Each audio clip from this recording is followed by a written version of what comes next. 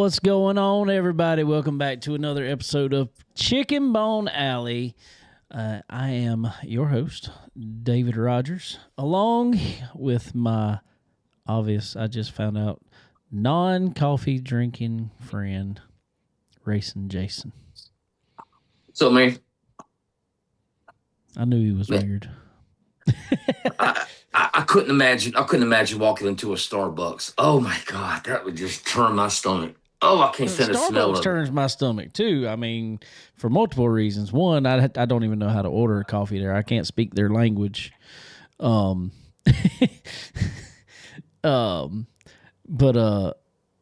prices. So yeah, I don't do that either. I love some Krispy Kreme. Donuts, not coffee. Oh, Wait, I thought Dunkin' Donuts had the best coffee though. Don't Dunkin' have the best coffee? I don't know. I'm not huge on their coffee, personally. I'd rather have Krispy Kreme or just a good old homemade coffee. Are you a Folgers man? What are you? I don't care. Okay. As long as it's coffee. Maxwell House. I don't care. I'm not too picky, you know. I was on the road with a band for many years, and I drove. So truck stop coffee was my. I didn't care. I tell you how much of a non-coffee drinker I am. My neighbor, I went to the store. This was like last week. I went to the store, and hey man, can you pick me up some instant coffee? So sure, okay, I'll get some instant coffee. What kind? Folgers, anyway, anything Maxwell, it don't matter. So I bought him coffee.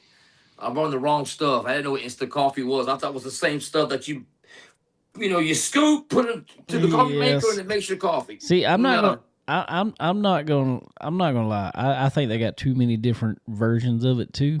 I'm just good old scoop or do a good old K cup. Those are quick, simple. What? The K-Cup machines are just little pods. You pop in this little coffee maker it is instant, but it's just little. It looks like a little shot glass almost by that size, and it's just got coffee stuff in it. You pop it in the machine and pop it down, and it puts water through straight to a cup. Simple. One cup at a time. How much is that machine by itself? Shoot, I think you can get one at Walmart for like $20. Okay, I guess that ain't. If you're a coffee drinker, I guess that ain't too bad. No, me, I can, especially when it gets cold outside, I could drink coffee all day long. I'd rather just have a pot of coffee. Dr. Pepper, my brother, can't go wrong. I love Dr. Pepper too. Dr. Pepper. I'm a Mountain Dew fan. Yeah, I know you are. I'm good. No. Dr. Pepper or Pepsi, that's it. Well, all right. Well, we got a bunch of comments already. Let's see who we got. Our buddy David Pack said, "What's up, buddy? Got a nice weekend next weekend. Look like it's gonna be cold. So, woo. Don't take long, Dave. It'll be 70 degrees during the day, and shoot, by 5 o'clock, you better put your hoodie on there, Jack, and have some long sleeves underneath. Bert, what's up, man? It was good seeing you. Our buddy Matt Grantham says he don't drink it either. He's another weirdo. Okay, yeah, we're the weirdos. Okay. Uh-oh. Kirk Loudy says, y'all not going to believe this. I'm waiting to see what's next. Come on, lay it on me. Let's see. David Pack says, got a couple car shows. I have a parade in Columbia for the speech language pathology sponsor. Sweet, that's awesome. Sponsor, they deal with military and traumatic brain injuries. They're doing a parade on Veterans Day. That's nice. Opportunity to take the car up to the State House. That's awesome, man. What day is that? I don't know. What day is that? Veterans Day. What is it, like November 11th or something like that? I'm terrible with that. Yeah, I was right. November 11th is Veterans Day. Look at you. What day is that on? That is a Tuesday. Oh, God, be at work. I can't do that. So Maybe on the David. Let us know. Is the parade on the weekend though, or is it on Veterans Day? Let us know. Yeah, let us know. Let us know. Oh no, it is. Next Tuesday starts at 10. Dang. Oh, well, hold on. Go to that. Kirk sent me a picture. Let's see what I got. Let's see what we got. It is a big news night, apparently. I like it. Eyeballs? I don't know. I'm just saying. I don't know. Oh. I'm getting to it. Okay. I got a new phone, a while back, and now. Oh wow. No, this isn't that kind of news at all. Oh.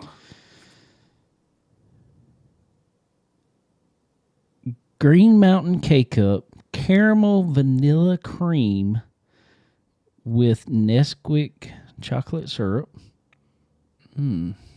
What? That's interesting, Kurt.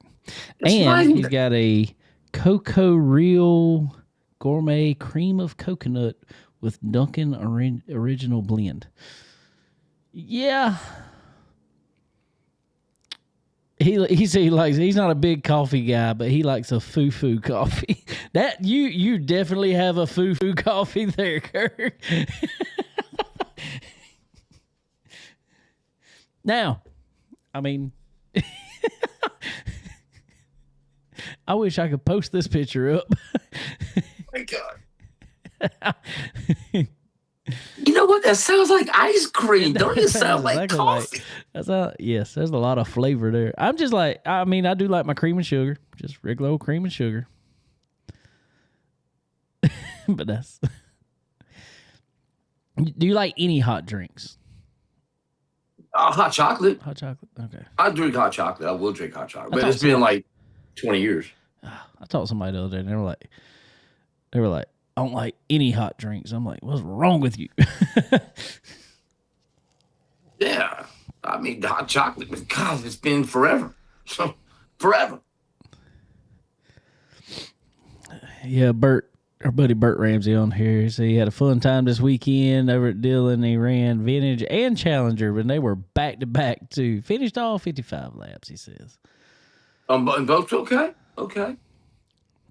Good job, Burt. Good job. I know he had some trouble earlier in the day, so he had some water in the fuel. So unfortunately, the car got some water in it. How'd your weekend go with the truck? Well, we're gonna get to that. Okay. David Pack says Jim Beam vanilla coffee or Jack Daniel's coffee. Woo! Woo! I don't think I want to do that. Hey. That's Java, all right, ain't it? I don't know. Yeah, but it'd be so much. It's like, oh, that's one of the things you can't even pass out. You get so much caffeine with it. Oh my God. The drinking habits of Americans are interesting. Nah. I'm not even a liquor guy, so yeah. Oh, fun. I'm strictly beer, man. So yeah, we'll go ahead and get to that. I was at Dillon Motor Speedway. Me, the whole me and my dad. Obviously, Connor was over there, and all of the Chad Webster Racing and Fabrication crew. Our whole line down in Turn 4 down there. Let's see. Chad had car and a truck. Connor had his car, and I had my truck. So we were all there. Man, actually, I know if you look at times, they're not, it ain't like we were out there setting the world on fire by no means. I was about 4 to 5 tenths off most time, but we got faster the whole day. We're out there. We made adjustments on the truck. And granted, I'm not trying to make excuses, which, there's nothing to make excuses about, in my opinion. I had only got about 15 total laps on the truck before we took it to the race Saturday. So to get out there and only be that much off, I was actually kind of happy with it. Honestly, it drove good, and the real good thing is it really responded to change. We made some changes on it, and it responded every time we made a change on it. So couldn't really ask for more than that. Now we just need to, obviously figure out exactly what it wants and exactly, how much change we need to make when we need to make those changes. So I can't complain about it at all. We were really qualified 5th out of, I think there was 8 or 9. Come up to 4th, ran 4th for a while, and all of a sudden it started getting super loose. I mean, I was like, something not right. Connor was spotting for me, and he's like, yeah, your times have fell off almost a second, or little more than a second. And I was like, yeah, I'm about to, because I started going in the corner and it started just getting really, really bad loose on me.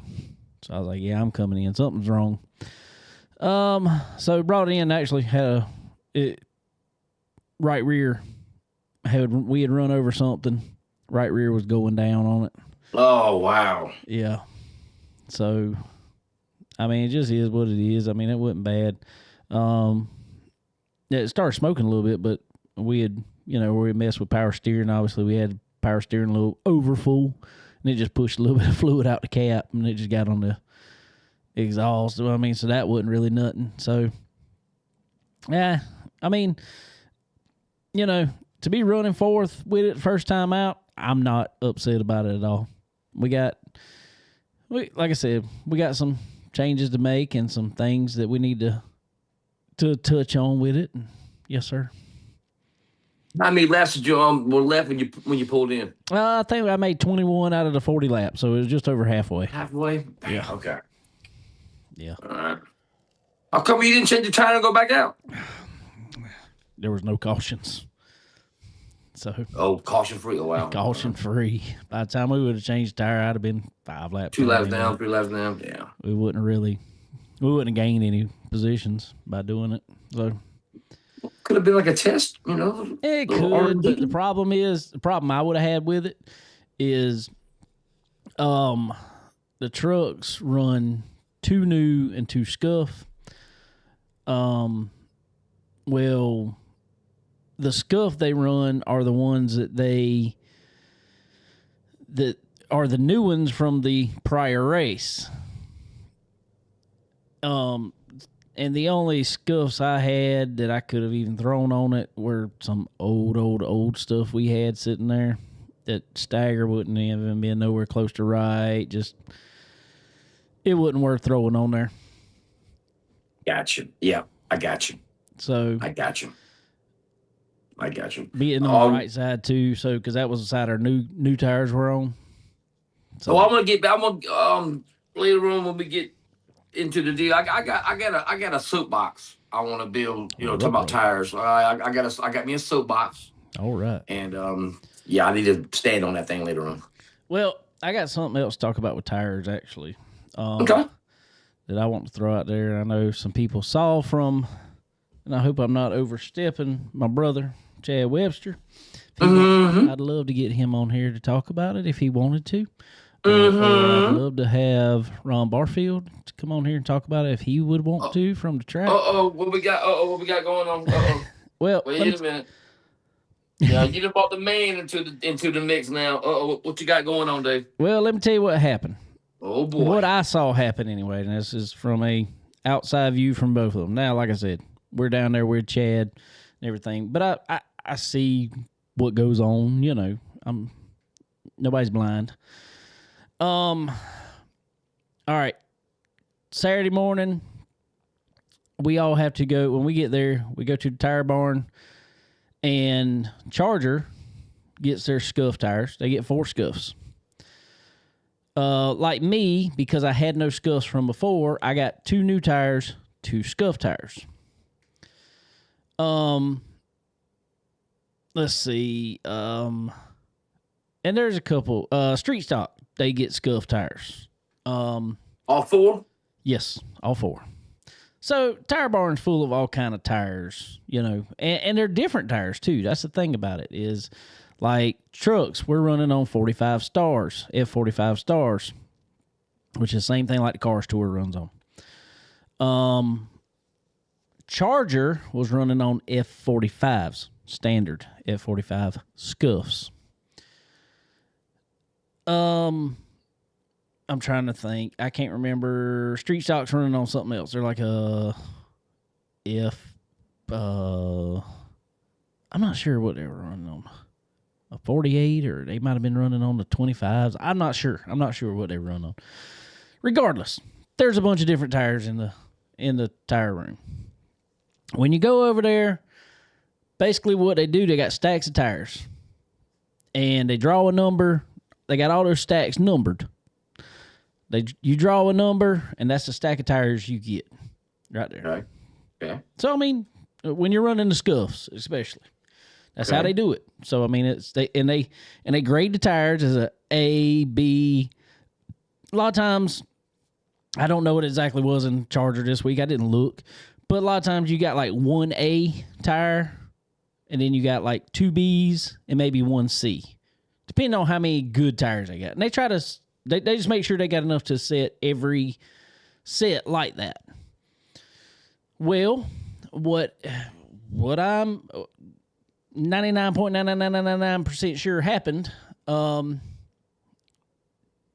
Chad or Robin or Ethan, I'm not sure who, went to the tire building, drew their tires, got their tires, brought them back, mounted them up, brought them back, had them sitting there waiting to go in the car. Well, they put them on the car. They go out.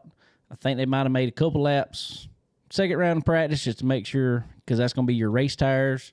You don't want to put a lot of laps on them. You just make sure everything feels good with them. Then you go qualify. Well, they qualify pole, and car's super fast. Ethan Winkler's driving it. He is super fast. And they send top 3, I think it is, Tech.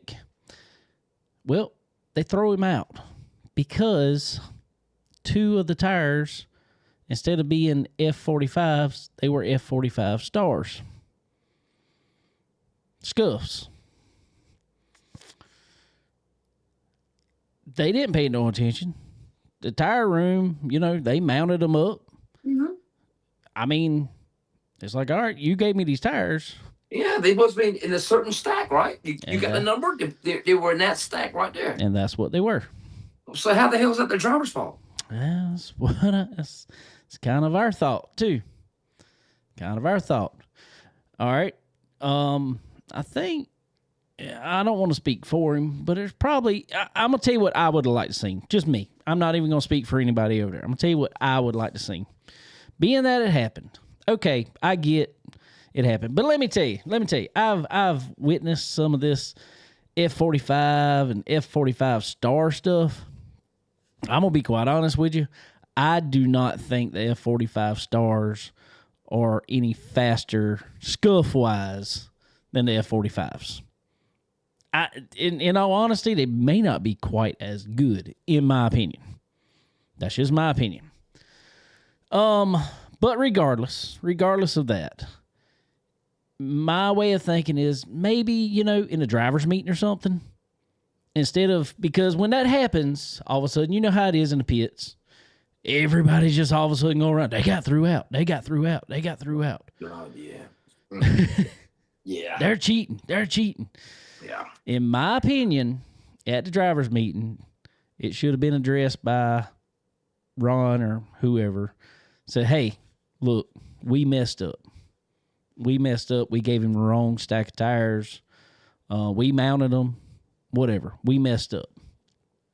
The penalty was they had to put on 2 regular 45s and start at the back of the field. Well, none of that happened. It was never talked about whatsoever. Everybody just knew he started at the back of the field. Well, The car was so fast anyway. Guess what still happened? He won the race. Drove it to the front, caution free, 30 laps, won the race. Wow! How many cars? Around 10. Wow. Okay. I mean, 10, 11, something like that. Yeah, Bert just said there was 11, so 11. Yeah. Well, after the race, there were still some people, talking, kind of hitting around. They were cheating on tires. Oh, my God. I saw it, and I'm not trying to take up for anybody. Yes, me and Chad are best friends. I can promise you there was no cheating on tires. Well, if you go to the back and you win the race anyway, how the hell you cheat? That's what I said. There you go. So people always want to start some stuff, man. Like it's earlier this year, Ultimate Series. Somebody failed to droop. Another team, no names. Yeah. Oh, no, he cheating. Yeah, he cheating. He failed to droop. He cheat. Man, come on, bro. Man, most people start. I'm gonna tell you the reason most people start pointing like that, because they want them to look at somebody else other than them.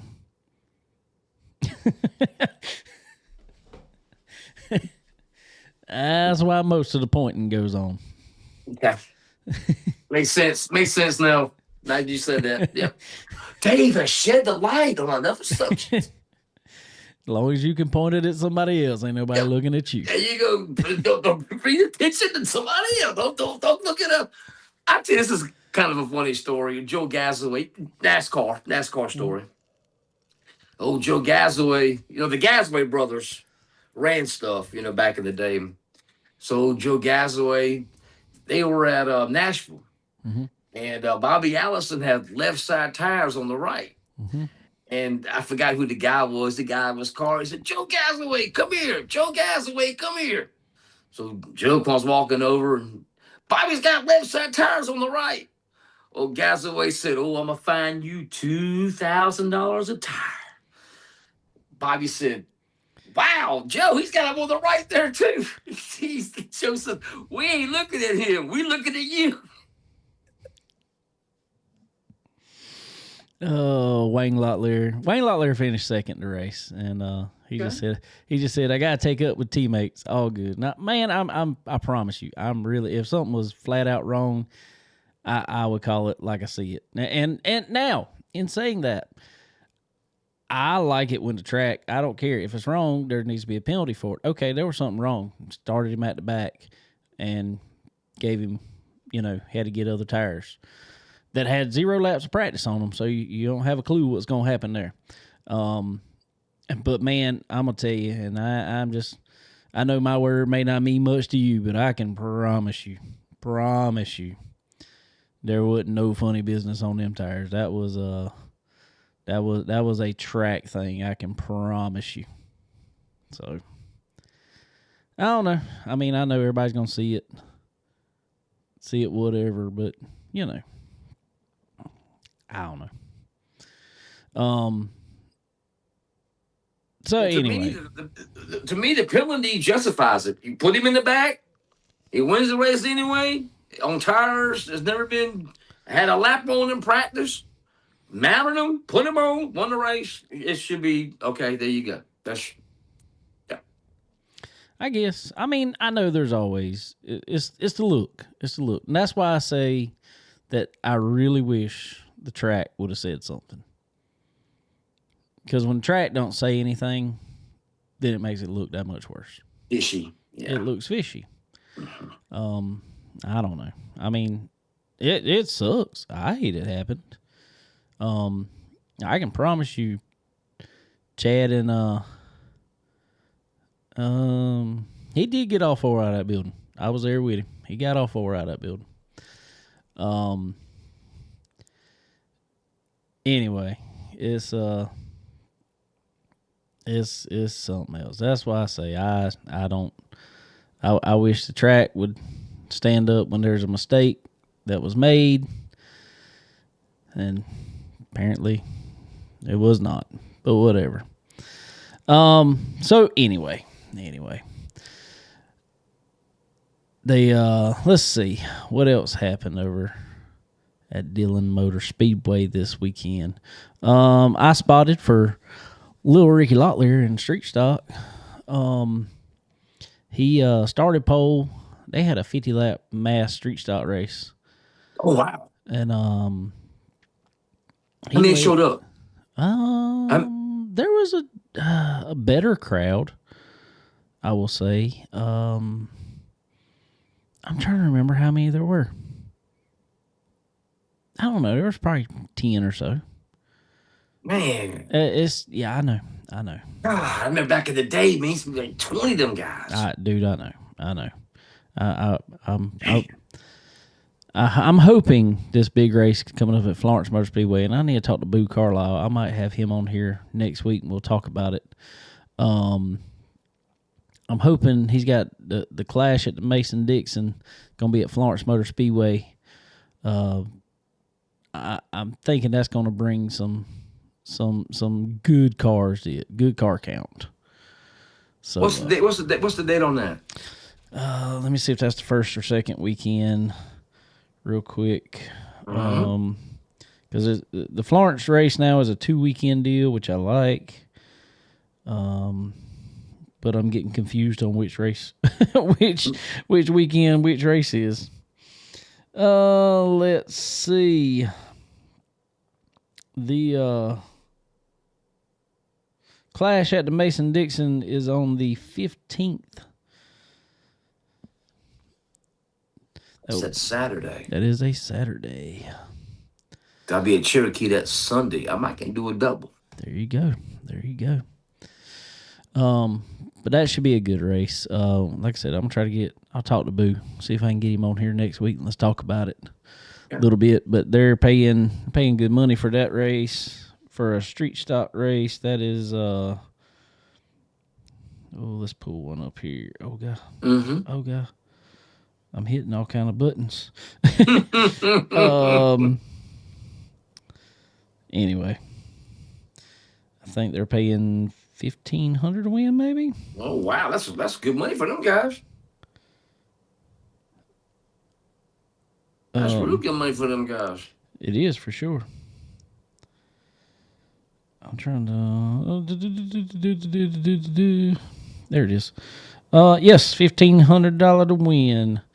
Wow. Clash at the Mason-Dixon 75-lap feature. They're going to run. I will say real quick about that because I had somebody actually message me about it.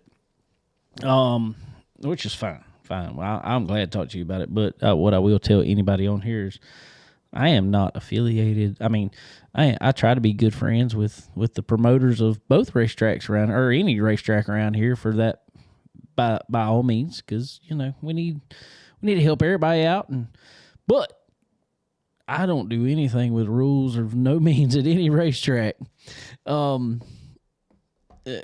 Somebody messaged me about it because I guess when they first put it out, it was a standard street stock race. Well, then they changed it to Clash at the Mason-Dixon, 75 laps. And now they're going to run 2 new tires, 2 scuff tires, F45 starts. Well, there were some street stock guys mad about it. Just like, we don't want to pay that much money. I'm like, yeah, but the payout's going to be higher. I don't want to run 75 laps personally on some old scuff tires. At least, and it's not that the tires wouldn't make it. Is at that point in time, at that when you run that fast, get that much heat in them, you might have one that only had somebody might have a set of tires only had 20 laps on them. Then somebody might have a set of tires that had 50 laps on them. They may measure pretty close to the same, pretty close.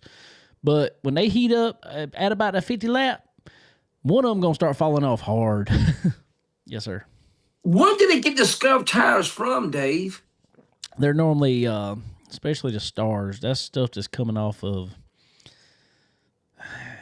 either your local stuff, like late model stocks, your local late model stocks and stuff. I'm not sure. I haven't asked. There could be some, I guess, coming from the Cars Tour.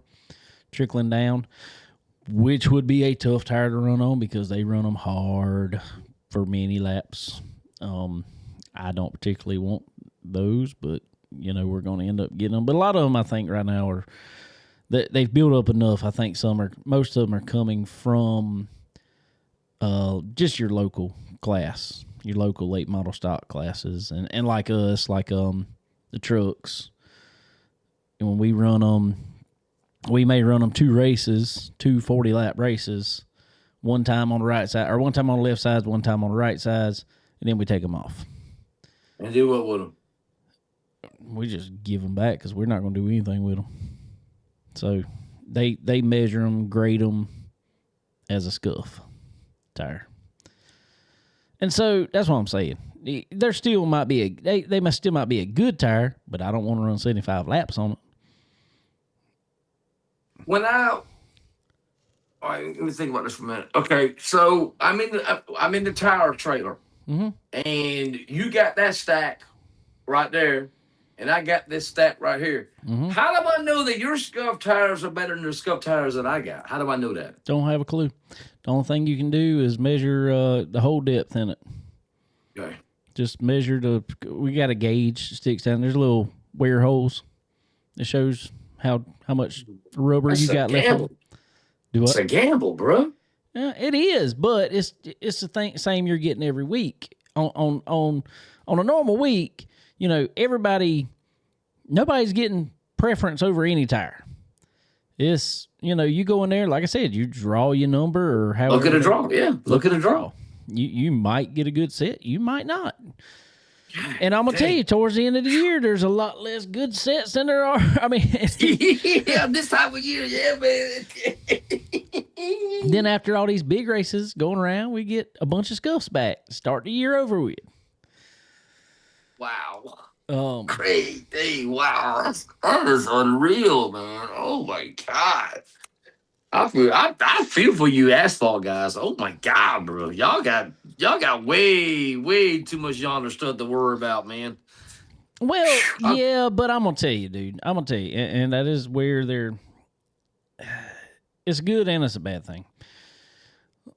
Yeah, on the dirt side, street stocks on a local level. Let's say street stock on a local level. They can run a few weeks on the set of tires that they got. Maybe. Might have to change a right rear. Maybe. Depending on what track. Depending on conditions. Conditions, all that stuff. I know some guys that say that's the only tire they ever change on the car is the right rear a lot of time. Maybe the right front halfway through, and then some of them say left rear they wear out. I know the modified guys, they love to wear some tires out. Oh, man. But at least this way, they're not paying. What are those tires now? I don't know cause I'm just saying the street. I think street stock on dirt and say Charger on asphalt are probably more similar class, really, than Charger and like 602 late models. I don't think you can actually compare them, honestly. Yes, sir. So is a Charger more like a Crate Sportsman? It can't be like a Thunder Bomber, can it? No. It's a Charger on asphalt is a late model. It is a late model stock. It's a late model stock. That is what it is. Put a little less carburetor on it, and typically it's an older car. And you get scuff tires. And you can't run bump stops. Okay. Puts it on, spring and shock stuff only. Okay. Other than that, you just late model stock. Wow. Okay. But I'm just saying, far as a cost effective wise, you probably have to compare dirt street stocks maybe, or maybe like super street, maybe, I know there ain't much of that anymore. But to Charger in asphalt, because that set of scuff tires is only I think they charge $45 a tire. Ooh, that's cheap. That's what I'm saying. Now we got to get them every week, but you got to get any class other than 4-cylinders has to get tires every week. Wow. Okay. That ain't bad. Exactly. That ain't bad. Exactly. So that beats us buying, paying $300 whatever for a tire every. Yeah, exactly. Exactly. Yeah. Now our new tires are $200 a piece. So man, we still got y'all. Man, y'all got us beat big time. Right. And like I said, I appreciate most of the tracks around here, especially like with the trucks. Trucks do 2 new. They say 2 new, 2 scuff, but if you ran there the race before, your scuffs are your last week's new tires. So you at least know what you got, and it keeps costs down. So I'm all for that. Me too. So that's what I'm saying. It does. Kirk said, "Hey, at least they aren't blowing dicks and quarters off the car." You're right. Rip the spoilers off. Yeah. You're right. Oh, Kurt, I got a soapbox, Kurt. Oh, I got a soapbox. Well, before you get into that, let's see. I know there's a couple things to talk about. How far are we into this? We're 37 minutes into it.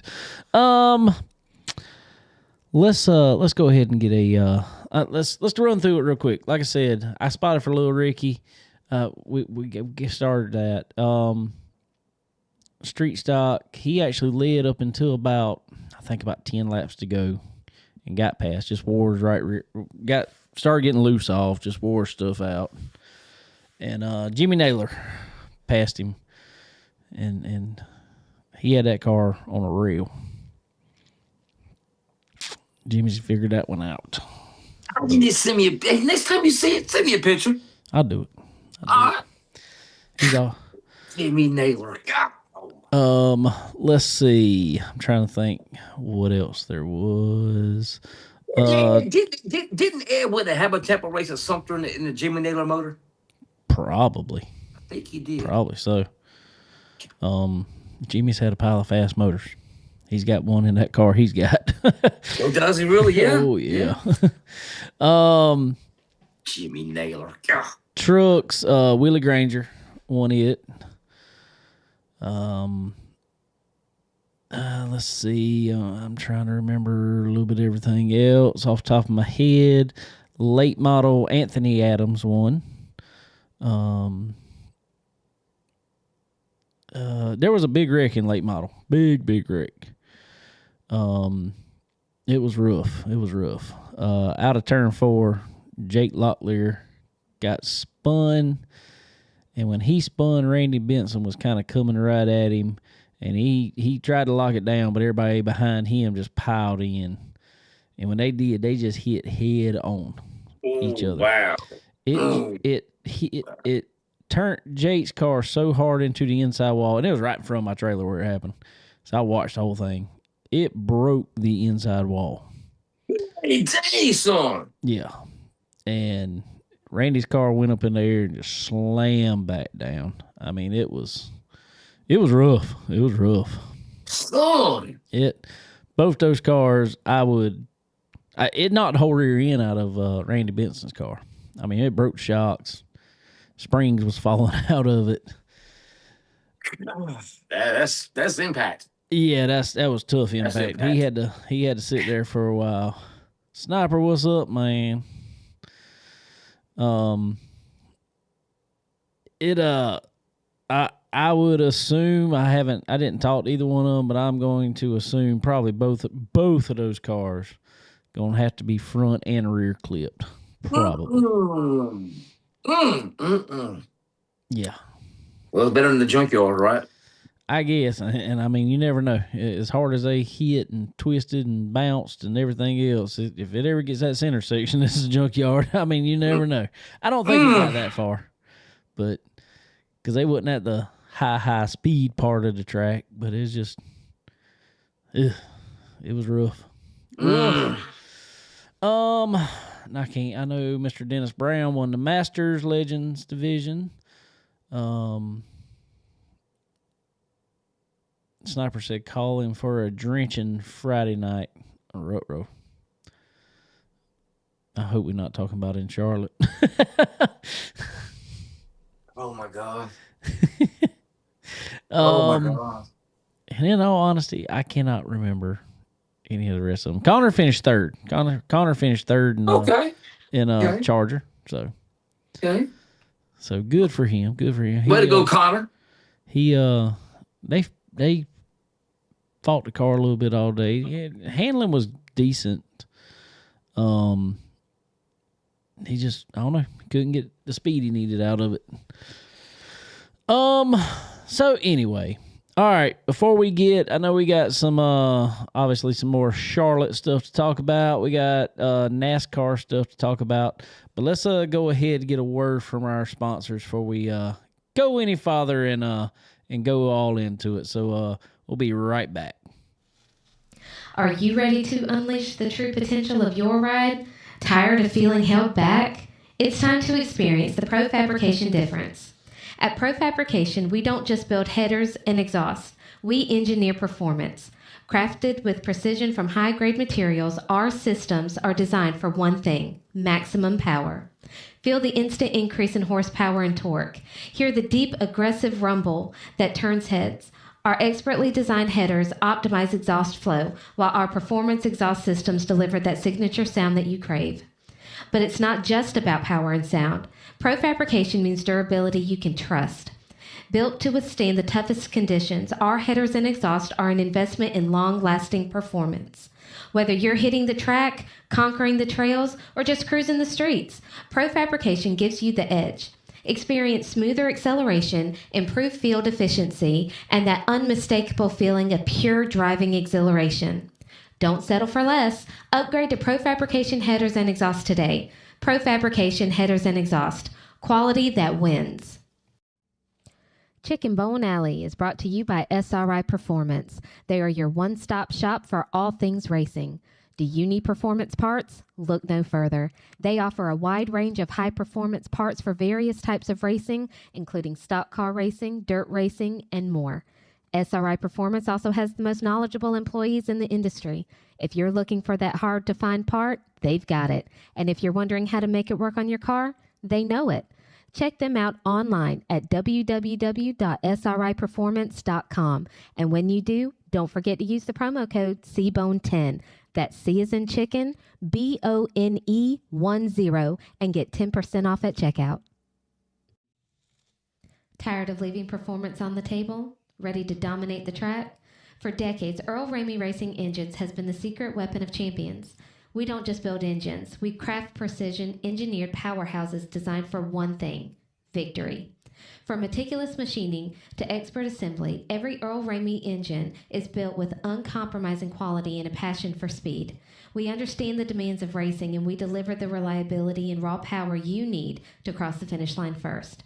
Whether you're tearing up the asphalt or conquering the dirt, Earl Ramey Racing Engines provides the competitive edge you've been searching for. Don't just race, conquer.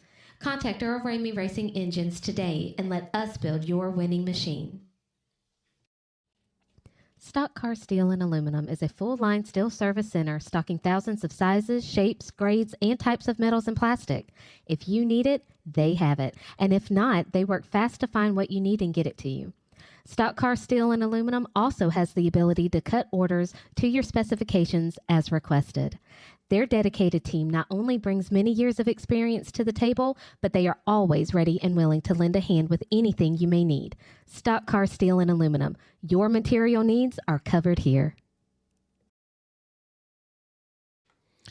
All right, ladies and gentlemen. Also want to thank our good friends from Dixie Made. Dixie Made right here in Florence, South Carolina. They are your Christmas one-stop shop for all the things you want to buy all your loved ones for Christmas, to get them covered in the best clothing apparel out there from all the great brands. Head over to Dixie Made right here in Florence, South Carolina.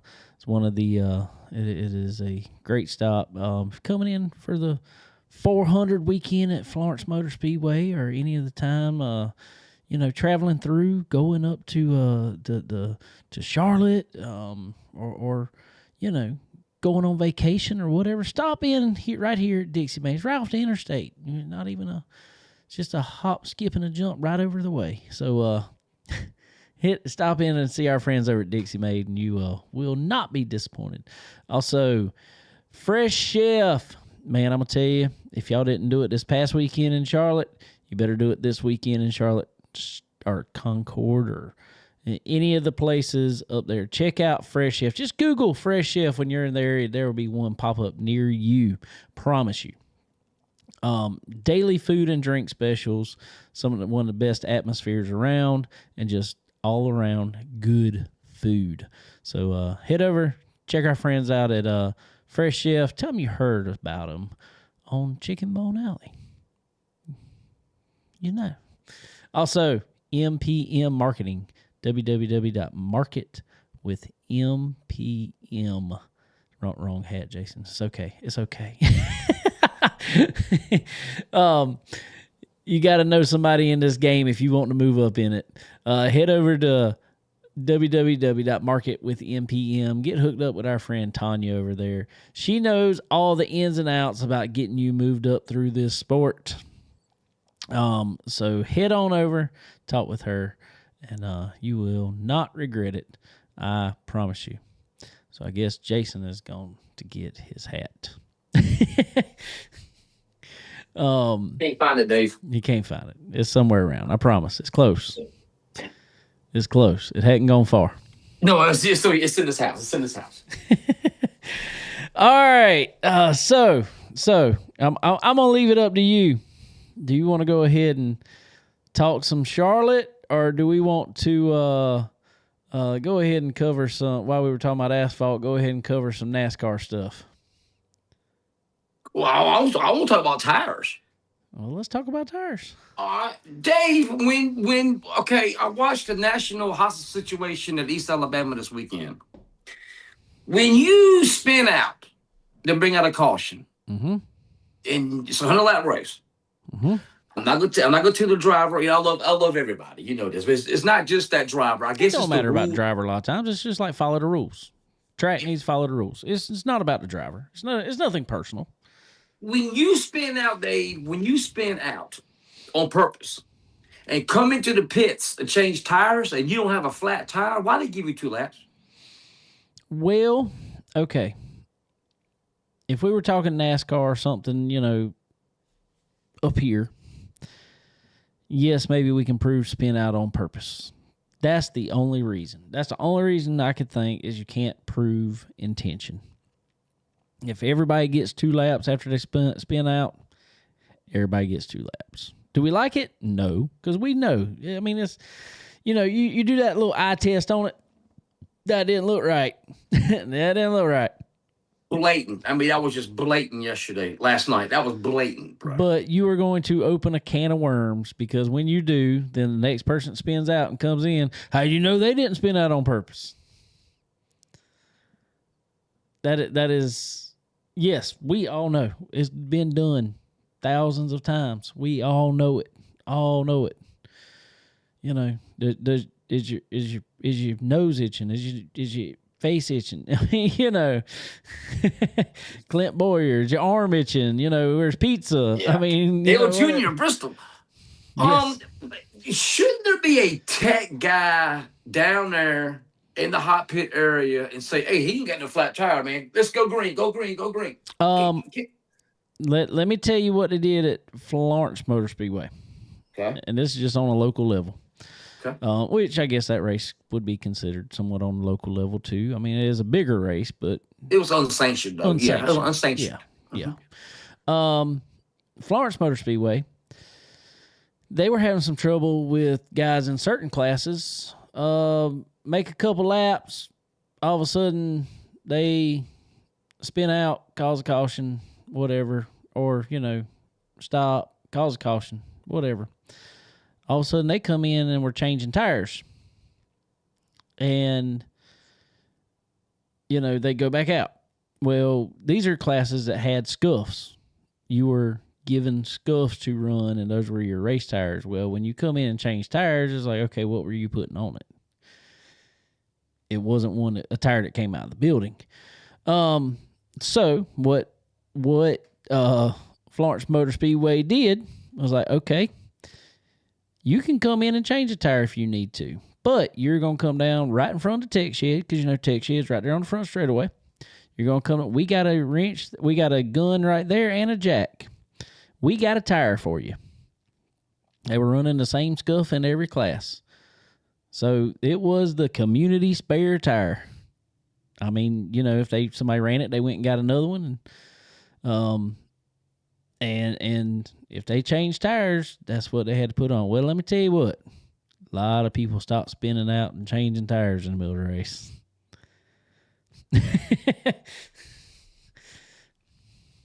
You're right, Dave. It's not right, Dave. It's not right. If you, I'm just saying that now if you spin out, if you come in under green or under caution, I guess, and you don't have a flat tire, and you change that tire, you should not get 2 laps. I'm sorry. That should be the bottom line. That should be the rule. I don't disagree with you. I don't disagree with you at all. We got a long one from Kurt here. He said, let's open this can, talk on those. Why can we not get tires today that will run 100 laps at East Alabama Motorsports Park, Gaffney, Charlotte? I agree with you on that. We used to have them exactly what the 4 compounds was supposed to be for, straight from the guy, short tractor. Let's fix the tire. I agree with you. That is another, and I'm gonna tell you, I think that is a Hoosier thing as a whole. Because let me tell you something else, Kurt, and we've talked about this on here. When I was, and this was on the asphalt side, when I first started racing legend cars, we could run a set of tires for 6 races on a legend car before they fell off. I mean, there's no weight there. I mean, it was 1,200 pounds. We're running 20-lap races. Wasn't a big deal. We could run 6 races. Well, when everybody knows it, all of a sudden, all the COVID deal, nobody could find tires, blah, blah, blah. Well, then all of a sudden they came out with all these tires, and everybody noticed they were different.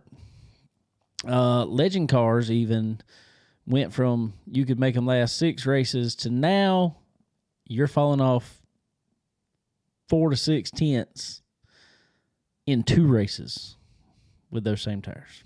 2 races, wow. And the problem in legend cars is they're still $700 a set, and they're paying $100, $150 to win. So to be competitive, you're just throwing money at it. Yeah. But yes, I agree with you, Kurt, that yes, we should have tires that can race these. We've had them in the past. Supposedly, word was, what I heard was there were materials and stuff that Hoosier used to be able to get. Well, after COVID, they could not ship this stuff in and couldn't get it, and now their excuses, tariffs and stuff like that, they can't get it. So they substituted it with stuff that we had, and tires just a little different. I personally think they just cheaped out just to make their profit margin wider. And it was like, we're going to make the money, let the track deal with the side effects of it. Thank you, Continental Tire. Exactly. Because that was around all that same time and everything. I don't know. I feel like there's some stuff could be done. This is why I'm very happy to see the stuff that's going to be done at Gateway. With stuff like that. I think some other tracks need to pay attention and open that up, because I'm gonna tell you what, tire competition, I don't care if it's on dirt, asphalt, what, is a good thing for the racers. Great thing. Great thing for the racers. Great thing. One, you're going to get either tire prices are going to be a little more affordable, possibly come down, or you're going to get a better tire for your money. Right. That's what I think is going to happen. I think we'll get a better product. Oh yes, you got to compete. Mm-hmm. If you want, if they want to stay in the market, they got to have a better product. Yep. This is going to open up a lot of doors. Let's see what Kurt says here. Kurt Loudy said, so back in the early 2000s, we had 11 compounds. Now we have 3 honest compounds. Yep, I agree. Then I didn't realize that. I was figuring 8. I knew it was 11. That's crazy. Then we would run X tire most of the time, multiple nights. Now we use more tires than that with a quarter of the compounds. Yep, you're 100% correct. They don't want you to use them that many nights. They're not making money. You use tires that many nights. Yep. Unfortunately, that is a business decision on theirs, but that's what I'm saying. That's where competition in the tire game can be a good thing. Did you know, I don't know if you noticed or not, when you sign up to go to the World of Outlaws, I don't know why Lucas doesn't do it, but if you sign up to drive for the World of Outlaws series, you get 3 barrels of fuel and 75 tires off the rip. And that's a good thing. And I did see something about that. Now you're paying for those.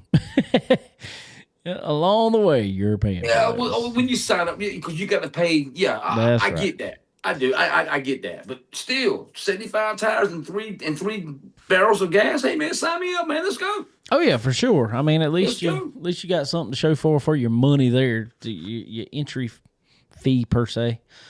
So that's a good thing. But back to your point, I don't know. I don't disagree with you on it. I just think it'd be hard to police.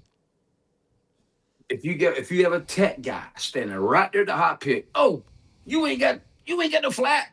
Go green. Okay. All right. But this is what I have this would be my only issue with that right now. Okay. As in Kurt was saying there, we can't have a tire. A tire don't last that long. We have had a lot over the past couple of years of tires that they may not be flat, but they're gone. I mean, like there's no tread on them, and you dirt guys, they're just slick. Chris Madden won blue gray a couple years ago. That thing was bald as Telly Savalas' head. I'm talking about no tread. And I'm not saying you can't win like that. Not saying you can't, but if somebody's car goes to just stupid eel handling, are you still saying that's an illegal tire change? Well, yeah. If you don't have a flat tire, if it's not flat, it's just an illegal tire change. Why not do this? This is what I say. If that's the case, let them come in and change it. Let them get back out there. But it's automatic 1 lap penalty. Ooh. All right, I got one better than that, Dave. Let's do this right here. Back in the old days, 100-lap races. How about stop weight halfway? Remember that? We used to halfway. I don't mind that either. Yeah. Well, that was like the other night at Dillon. That's what they did. Is they had a 100-lap late model race. Mm-hmm. Stopped halfway. You couldn't now in theirs on asphalt. It could not change any hard parts. Could not necessarily. They could swap tires around on the car, but they couldn't change any tires. I say, yeah, you could change. I say you could change 1 tire. Stop the race halfway, change 1 tire, no shock adjustment, none of that crap, but change 1 tire. I don't know. Why not a shock adjustment?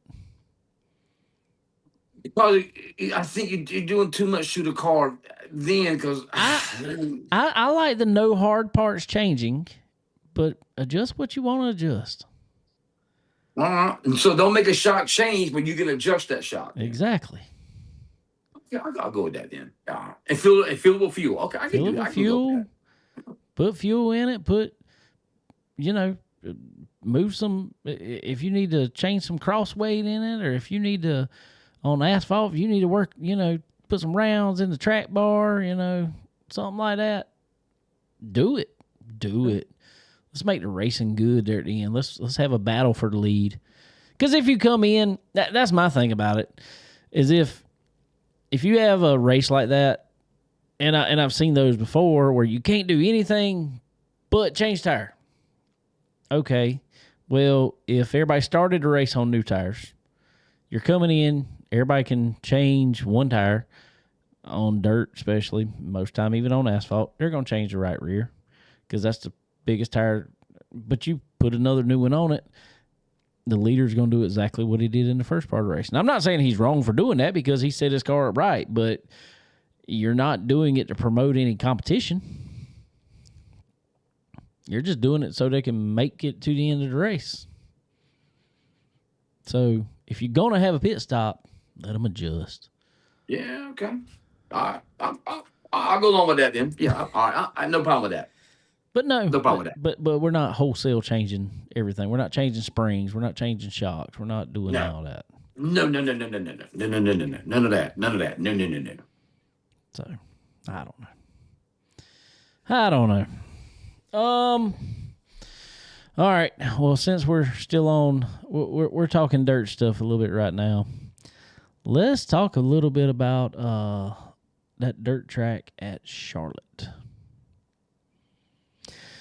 They made a call earlier last week. They were supposed to race starting on Thursday through Sunday, correct?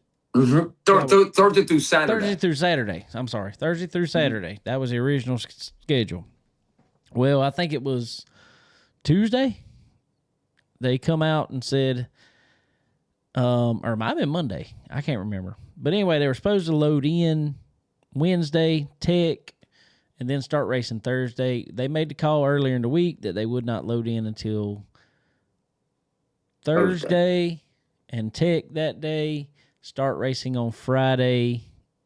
Well, they got there, everybody loaded in, went through tech. Now, in saying that, from what I gathered, what I heard, there was over 11 inches of rain in 1 week at dirt track at Charlotte. Now also what I heard was they dissed the track, left it open, so that track just soaked down 11 inches of rain. I'm no track worker. I know nothing about dirt track prep by no means. Well, I know a little bit, but I don't know enough to, in my opinion, the dirt track at Charlotte needs to be left open to some rain sometimes. Because it gets super dry. Mm-hmm. But I don't think it needed 11 inches, apparently. Anyway, they were supposed to start racing Friday. That did not even happen. It was a rain out when it didn't even rain. Hadn't rained in 2 days, and then still had to rain it out because that track was nothing but a mud hole. Mm-hmm.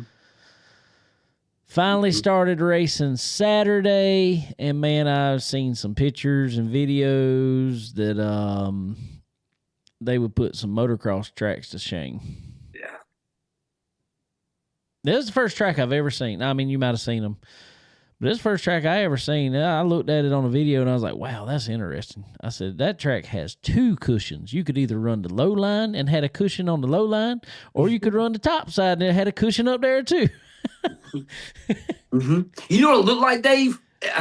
Going in one, especially in 3 and 4, it looked like it had another road for pit road. That's exactly what it looked like. Mm-hmm. When I first saw it, I was like, "Are they not letting them race down there?" And then I watch it. No, they're going there. They're going there. Yep. I was like, "That's like a what was them that class they race at the X Games, I guess, but they run other stuff, the rally car type stuff where they do the Joker lap." Yeah. That's what the turn looked like. Let's do the Joker lap. Yeah. So super unfortunate for everybody. And I saw people just bashing the track about it, and I'm like, man, how you go? There was no winning in that situation. There was no winning.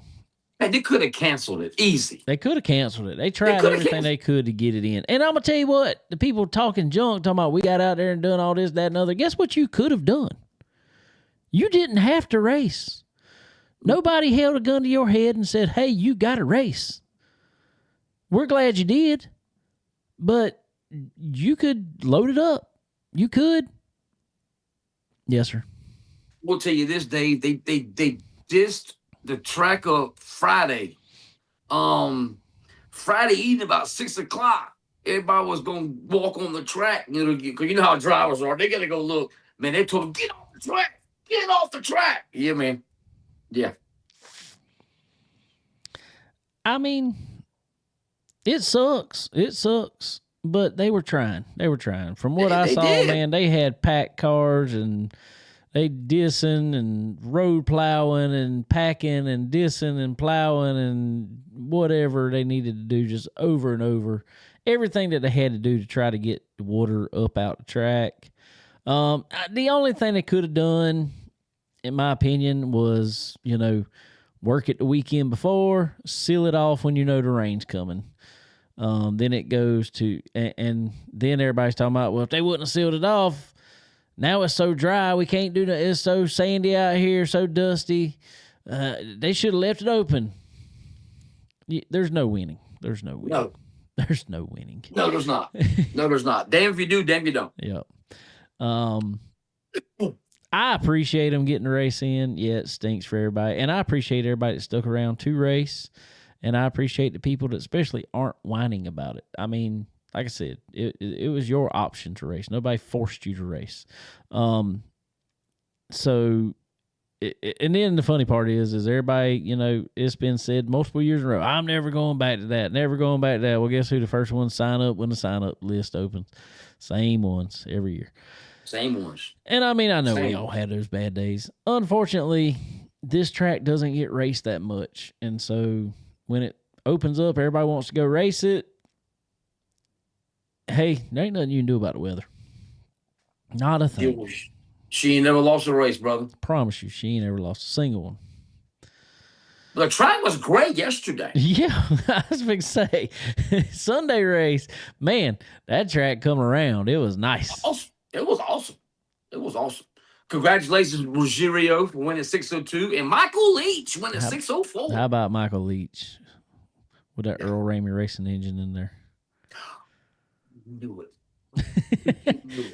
Knew it. Longhorn, I knew it. Okay. Thank you, Dave, for clearing that up. I knew it. Well, guess what's in John Ruggiero's car, too? Oh, all right. I knew that. He always raced. Yeah, all right. Yeah. And profab headers on both of those. What's that now? I said, and profab headers on both of those. Oh, they better be profab headers on both of those. Funniest thing, Dave, I get home Friday. I was ready for the race. Weekend, I ain't had to work Saturday. I'm ready for this doggone race. Click on Dirt Vision. Today's race has been canceled. Wait a minute. What? It's not even a cloud to stop. What is going on? So I put the video up. I said, let me make a phone call. Shout out the Malones. Love the Malones. Joey said, I said, man, what is going on? He said, man, they canceled it. I said, what's going on? He said, man, that track is so soft, bro. It's like a sponge. He said, ain't no way we'd have raced on it. Ain't no way they could have raced on it. I said, well, I'll be darned. So that's what happened. Dang. Is what it is. And you're right, man. The people that complain the most will be the first one to sign up for next year. Oh. It probably re-up Saturday. Oh, yeah. Let me go ahead and get my parking spot. There you go. Exactly. Get my arm back for next year. Yeah, that's right. Well, that makes me mad. People actually, oh my God. Okay, go ahead. I'm sorry, Dad. Go ahead. I don't know. Like you mentioned a couple winners there, and that's great. I don't know all the winners from it myself. Do you know any more? I didn't write them down, Dave. No, I wrote down the late models. Yeah. So we move on from that. We get a week. Track gonna sit there. Should be looking good. For some more racing coming up there this week. The World Finals. Here's to the 124-point lead over Hoffman, and 24 points separate third between T-Mac and Gustin. So that's gonna be that'll be interesting. So I guess Pierce really has it wrapped up because we leave the finals, then go to Sonoya, which is kind of weird. Don't you think it's kind of weird that the World of Outlaws go to Sonoya and close the season out? Why are they doing that? I don't know. You tell me. Didn't it used to be the finals were the finals? That was it. I thought that's what it was called. Was this? Well, it what used. What did that say? What was it? A few years ago, everybody was leaving there and going. Where was it? Vegas or something like that. Yeah. Vegas. I mean, and that was XR. That was XR. I don't know. Just let you know, I have not heard from Barry Braun about coming on the show and explaining anything. Are you surprised? I was really thinking I would. Wink. Really? Wink, wink, okay. Wink. Wink, wink. Okay, yeah. I'm about to say, are you surprised? Oh my God. Okay. What else I got? Dave. Oh, Kirk said it isn't. Kirk said it isn't. Kirk said it isn't Sonoya a flow race. Yeah, but that's that. I thought they were there for. I thought the World of Outlaws were there that Friday and Saturday after the flow race. Are they? You would know. Y'all would know. Not me. Well, Dave, let me look this. Let me make sure I ain't crazy, bro. Hold on. Well, now that's. Oh, that's a given. Is that? What are you saying, Dave? Don't drink coffee. I mean.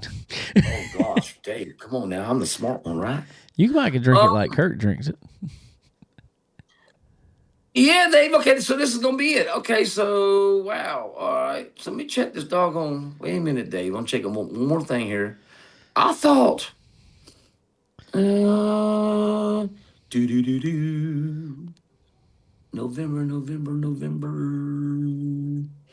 Ooh, Screven. I didn't know Screven had a race coming up here, bud. Okay, so that's gonna be it. All right, so that is it. So it's flow racing night at Sonoya. All right, and then Clash, 15,000 at Cherokee, the 16th. Guess what I beat, Dave? I'm gonna guess right there. That's gonna be good. The Freddie Smith Memorial. Actually. You're right, Kirk. Jason was wrong this time. Yep. First time ever. The 16th, the Freddie Smith Memorial is gonna be sneaky good. Nice. It'll be good. Nice. So, what are we thinking about the finals this weekend, though? Depressed. Depressed because it's the last race. Well, I'm not gonna be there till Saturday. Oh. I can't spend a week up there like I used to. First time in 5 years. I don't know if I'm gonna make it either. I want to go. I don't know. I don't know right now. I got a lot to do. Actually, I got a lot to do around here. The honey-do list? And that race car stuff, a little bit of everything. Just that's priority there. That's priority. The honey-do list can be pushed to the side, man. Yeah, I don't know. Christmas time's coming. You're not the one to put up lights and stuff, are you? Do you decorate your yard and stuff? My Christmas tree never comes down. We just change the decorations on it. Have you not figured out how much I like Christmas yet? I start listening to Christmas music right after July 4th. Oh my God, that is right. Cause you watched the Lifetime or something. No. Christmas movies in freaking July. I was like, what are you doing? Great American Christmas. And I've been watching it for the past month. All right, Dave. Have a good night, man. We'll holler at you. Oh my God, Dave. Okay, well, when is it appropriate to listen to Christmas music, Dave? I told you. I start after July 4th. We're closer to Christmas than we are the prior Christmas. So after July 4th. This day of Thanksgiving Day. Come on, brother. You can't. I can enjoy Thanksgiving all day long while listening to Christmas music and looking at the Christmas tree. Dang. I am thankful for all of it.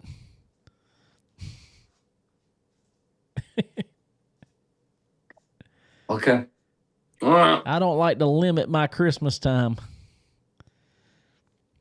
All right. My God, bro. Okay. You know, as they say, it's the most Wonderful time. Oh my God. of the Dave. year. Now you got me doing Now it. you singing it. There you go. Good job. Oh, is Die Hard a Christmas movie? No, Die Hard's not a Okay. Christmas movie. Okay. Even Yes, Bruce Willis said it was not a Christmas movie. Okay. Just Because it was on Christmas Eve doesn't make it a Christmas movie. What's your all-time favorite Christmas movie? So you have to ask that. I'm going to have to say Christmas Vacation. The Great Falls. Yes. Yes. You hit the dartboard. I have a lot of them, but I'm going to have to say that's my favorite. Okay. That There you aggravating, go, Dave. that dang cat. Oh my God, bro! How about the squirrel? The squirrel, Dave. The squirrel. The squirrel. I wasn't talking to you. Hey kids, look, deer.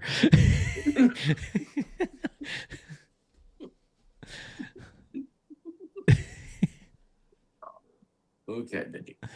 Wow. You know. Oh well. Okay. Oh, one more. Yep. One more. Then you we're going to NASCAR stuff. What you got? How about Whitener wins $10,000 Saturday? We got disqualified. Disqualified. Do you know why he got on- disqualified? No, I did not hear why he got disqualified. I did hear he got disqualified, but I didn't hear why. Dave, you got to put fuel in the car, bro, to make weight, right? Because Yeah. you get burned off. Yeah, you put fuel in the car, Mark Whitener. There you go. He was just underweight. Yeah. Okay. This is my thing about that. It is 2025. Okay. We know how much fuel a gallon of fuel weighs. 8 pounds, right? 7 to 8, depending on the brand, the octane, the certain things.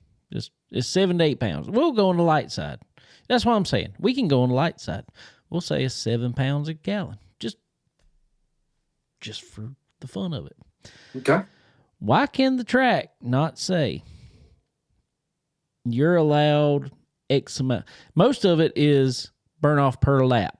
Mm-hmm. Is what they always say. Okay, so we know it's how many lap race was that? 100. Oh, no, 30 Saturday, 30. 30 laps. So what did they give? I don't know exactly what it is, but it's real easy to figure out. Okay, we're going to give them this many pounds. It was, this many laps. We give them this many pounds. Why did they need to put the fuel back in the car for somebody to figure that out? Not a scientist. I have no, Dave. It's I not don't- hard. It's not rocket science. I mean, is 1 pound per lap, Kirk said. That's what I'm figuring. Okay, so if it's 1 pound per lap, we're going to say 30 pounds. Okay. So if he's 25 pounds light, Barry Elvis said they sell more fuel that way. You are 100% right, Barry. You're 100% right. That is, Oh my I God, think, that's the funny. biggest place it comes from. 30 lap race, 7 pounds. No, 30 lap rate is a pound per lap. 1 pound per lap, Yes. so 30 pounds. Oh my God! Okay, what? All right, hold on. 30 lap race. Pound per lap. Not a gallon 30 per lap, a pound per lap. 1 pound per lap. So 30 pounds. Oh my God! Do I divide 7 into 30? No, 7 don't. We don't need to worry about 7 Oh, at that point. that's okay. That's how much it weighs. I mean, we're just saying. Yeah. So if they give you a pound per lap, Yes. 30 pounds. That's 30 pounds. Okay, I got you. I don't know how much you weigh when you cross the scales. I have no idea how much you weigh. They never said. Kurt said, Kurt's our statistician tonight, I guess, or our technical guy. He says, here's most likely what happens. Tires wore out and they didn't account for that, I presume. So It was probably close to 20 pounds lighter than expected. Guys, there's that much rubber on those tires? Wow. I could see it. I didn't know tires really mattered in a 30-lap race. I would never guess that. Well, I mean, you think about it. You take off that much rubber, weight's got to go too. In a 30-lap race? 4.5 gallons roughly, and yeah, I guess. I don't know. I would have never, Come ever. on, let's ask him.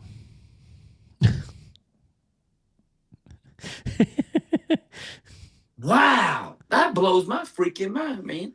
Okay, all right. Well, I guess it was more than 30 pounds light. I don't know. Wow. Guess so. I will. I need to go get my K Louder shirt, bro? Maybe so. Because he's on fire tonight. He's on fire. So like years ago at Gaffney, let's see. Years ago at Gaffney, you'd have to weigh an extra 50 pounds at the end of the race. I I So get you it. had to weigh almost 2,700 pounds. Wow. I get Wow, it. that's crazy. I get it. What else you got before we move into some NASCAR stuff? Because I got some of a soapbox to stand on about it, but it doesn't matter. Ooh. Yeah, but it doesn't matter. Why? It just doesn't. Not at this point. Last thing I got is Turbo wins national honor 2 years in a row. Pockets 30,000. Good deal. That's it. Good deal. All right. Well, be watching the World Finals at Charlotte this week. Dirt track at Charlotte. That'll be some good racing. Always a good race to go to. Hopefully they don't get all the rain that they're talking about. I hope not. I hope it's just enough just to make the track good. Anyway, all right, so moving on NASCAR stuff. Friday night truck series race at Phoenix for the championship. Playoffs come down to one race. Corey Heim puts on a pretty dominant performance. All of a sudden with it come down to a green white checker. And Corey Heim, everybody had to go in for tires, fuel, or, wanted tires. Well, some of them, played the game. Corey Heim comes out 10th for the restart. That dude said he didn't care if he had 100-lap old tires. He was not going to get beat. When they passed the finish line, everybody know. I mean, you know how all the apron is down in Phoenix. When they made it to turn one, they were 7 wide with him on the bottom. He was almost hitting the inside wall, wrapping it around the corner. Made it to second, coming out. Ty Majeski was in the lead. Caution comes out. So they're going to re-rack them and do another green-white checker. He was not going to be, he was going to win this race. He meant he was going. And let me tell you, all right, this is where my box comes in. My little bit of box comes in. That was the best thing that happened for the weekend, in my opinion, that Corey Heim won that race. Corey Heim won 12, concluding that race, won 12 races throughout the year. Look, Caden Honeycutt is my dude in the truck series. He is my dude. I texted him Wednesday before. I was like, man, before everything gets crazy, we're pulling for you, man. All that. And let me tell you. You got his number? What's that? You got his number? Maybe. And he just tells me. What was that number again? I text you. Okay, yeah. Anyway, he's like, man, I appreciate it. I really appreciate it. We'll go give it all we can. And there's some good news coming up about him here real soon. He will be back in the Truck Series. I guess I know what make. I know what make. What make? Go ahead. Can we say? Go ahead. Dodge? No. Because I thought you were wrong. That's why I said it. He's going to be with He's going to be with Toyota.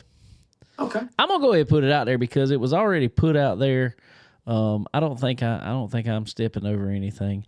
The truck that won the championship, Caden Honeycutt will be driving next year. So he will be going in the 11 truck. Yeah. See, Kirk already even knew it that he's in the 11 truck. There hadn't been an exact official announcement yet, but it's the worst kept secret in the Craftsman truck garage, I guess. Wow. So he's got some shoes to fill with what they did this year in that truck. Wow. He will never have a better chance at it. So anyway, I'm glad. I would have loved to seen Caden win that truck championship. Do not get me wrong. But, man, I think that would have been – I think he was not upset about it because, it was like, man, that was Corey Himes to win. And even he's like, man, we came out here, gave it our best, with what he went through this season. He drove for 3 different teams and still finished – where did he end up? Third? Yeah, third in championship. Still ended up third. And drove for 3 different teams. Started the year off with Nice. Went and tell them that he was leaving to go to Toyota the next year. And gets fired from it immediately. That is right. And the young racing gave him a ride for 1 race. And, just by happenstance, that was the whole same weekend that Stuart Friesen got hurt.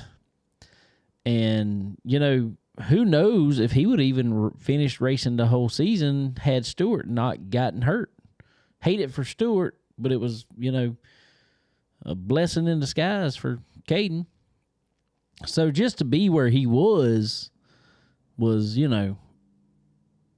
a miracle pretty much. So anyway, as much as I would have loved to seen Caden Honeycutt win that championship, personally, it would have felt not right if Corey Heim had not won. As much as boring as it got watching him win every weekend, because it sure did. I'm not even gonna lie. That man. Okay, so that was truck race. That was the only one that got it right the entire weekend, in my opinion. And Kyle Larson is my guy. He is my guy.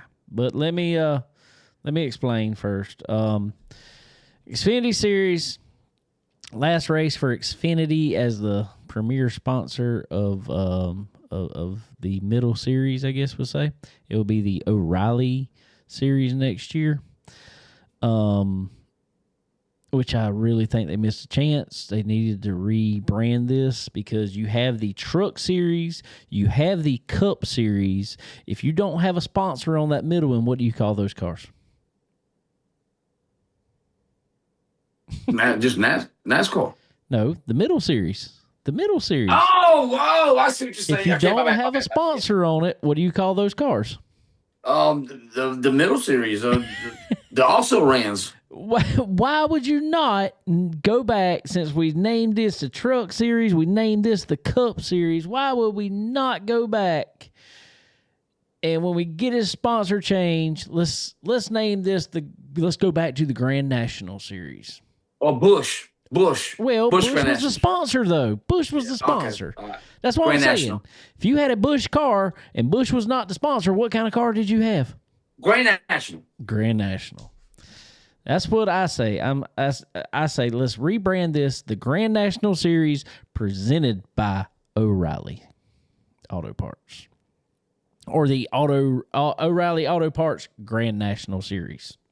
Yeah, I like that. What would that hurt? What would that hurt? it gives some identity to the series. Mm-hmm. But that's another topic. But we're old school, Dave. That's why we're old school, Bo. Yeah. All right. Stepping up on my box here, I guess. Connor Zilisch wins 10 races or 9 races, whatever it was, 10 races this year. Finishes third in the race to Jesse Love, who won one super speedway race this year, then turns around. Now, in saying this, I am not knocking Jesse Love. Jesse Love and his team did exactly what they had to do to win this championship in this format. It just don't sit right with me. When Connor Zilisch goes out, wins so many races through the year, just dominates the entire year, and finishes third in the last race, and he is not the champion. You know, Dave, when they first did this format, didn't they make more emphasis on winning? And you win 10 races in the year and you don't win the championship? What is that? Well, what happened was and this is where I say it needed to cut off. They brought that the emphasis was win and you're in. Win and you're in. I hated the win and you're in because it gave the guys who won some random super speedway race, not saying they didn't do good in it, but it was a super speedway race, drafting. It gave those guys, a chance to come up. And Jesse Love, is like I said, I'm not knocking on him, but they did the bare minimum to slide round to round. Made it to Phoenix. He was the only non-junior motorsports car in the Final Four, and was super fast. He was fast, did everything right, and congratulations to them on winning the race. But man, we need to take the emphasis off winning one race. Granted, and we'll talk about that in just a minute. So I feel like that one they got wrong. They got it wrong. Now, this is where I had to say, and I put it on Facebook, I think, that, Kyle Larson's my guy. Kyle Larson is my guy. If I'm going to pick a guy in the Cup Series, it's Kyle Larson. He's got the it factor, I guess we'll say. He can get in any car, run up front. So he's my guy. That's why I like him. I've hung out with him at the track a time or two. And so, just talking to him, super, super nice guy. Just, he loves racing. Doesn't know as much about racing as you think, though, which is really funny. He knows how to get in and drive fast. That's what he knows. Oh, so like put a rear end, gear change a gear. Okay. That's not happening. That's not happening. Hand it over to excuse me. That's not happening. Excuse me. But I'm not talking junk. But because I said, no, it's all fun. Yeah. I like it. Bobby Pierre. Yeah, exactly. But man, Denny Hamlin dominated the majority of that race. I mean, just waxed him. Okay, I got a question. I know you're going to get to it, but I did ask you this. I was watching it, Dave. Was like 14 to go when Hamlin got that lead when he passed Larson and he passed the 19 car, Chase Briscoe. Chase Briscoe, yep. I thought he was gone. I said, what? I can't watch this. I turned it. And this thing I know, look on Twitter, Larson, okay, what happened? I got to hear this. Well, he checked out. And I think there was like 3-4 laps to go. William Byron blows a right front tire and hits the wall. They throw a caution. He was running third or fourth. Yeah. They've been having some tire. Everybody had been having tire issues all day. If you ran them too hard for too long. There was tires issues, which was fine in my opinion. You run the tire too hard, it wears out. Okay, so this is where the whole race changed right here. Same thing essentially happened on Friday night in truck race. Had a late race caution, going to go into overtime. Larson comes in. He's early in pit road. He takes 2 tires. Briscoe's even coming down. He takes 2 tires after he done blew like 2 tires throughout the day and somehow made it back up close enough.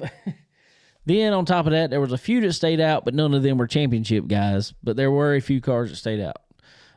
Yeah, and looking at it, you don't need to win the race to win championship. You just got to finish better than the other guys. Man, dude, I tell you, Denny Hamlin dominated that whole race. I know there's a lot of people just like to say, I'm not a Denny Hamlin guy. And I'm not. I'm not a Denny Hamlin guy. But did I feel he was deserving to win that race and win that championship? I thought he was.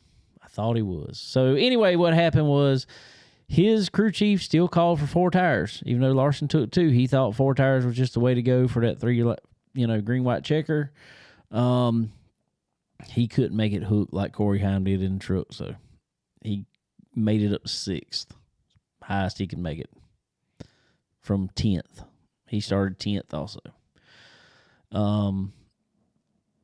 And just Kyle Larson started on the outside as 2nd or 3rd row and just, I think he just held the gas to it. He said, I'm going to see how long it'll hold. And was able to make it work. Ryan Blaney ended up winning the race. Larson finished, I'm not sure if Larson finished 2nd or 3rd. They were real close to come across the line. I never really looked.